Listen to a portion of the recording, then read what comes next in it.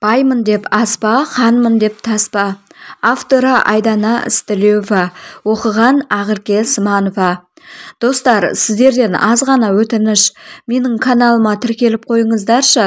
Мен алдағы уақытта көптеген қызықты аудио әңгімелер шығаратын боламын. Бай әрі танымал әулетте тұңғыш қыз туылады. Ата-әжесі қатты қуанып, алғашқы немерелерін өздері бағады. Ата-анасы өз-өздеріне келген соң жұмысқа шығып кетті. Өздерінің арнайы бизнесі бар. Бай әулеттің тұңғышы болған ару қызға атасы Әйгерім деп есім берді. Өздері ешкімге тәуелді емес. Қарыз кредит дегенді білмейді. Қарызға біреу ақша сұраса да бермейді. Ал басқасы оларға таңсық дүние. Ақша көп бола берсе деген оймен тіпті өз отбасынан кейде алшақ кетеді. Бір-бірлерін бір үйде тұрса да айлап, апталап көрмейді. Бір үйге қонаққа бауыру түгілі өз үйлеріне адам келсе, тезірек кетсе екен деп тұрады. Иә, мұндай отбасылар бар. Әйгерімнің мектепке баратын уақыты жақындады. Мұндай отбасында өсіп келе жатқан жас бүлдіршін өзгелермен көп араласа алмады. Мінезі де адам қызығарлықтай емес. Өте қырсық, ерке болып өсті.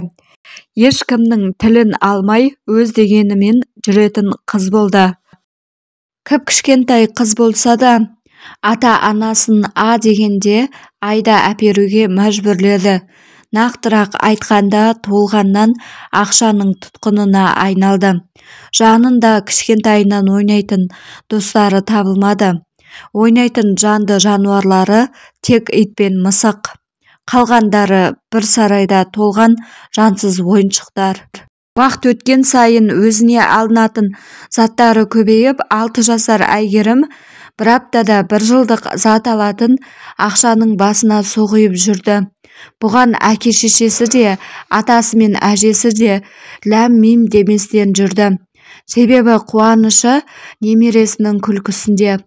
Немересі бақытты, шаттанып, еш нәрседен тарықпай, шалқып жүрсе, сол оларға ең үлкен бақыт еді.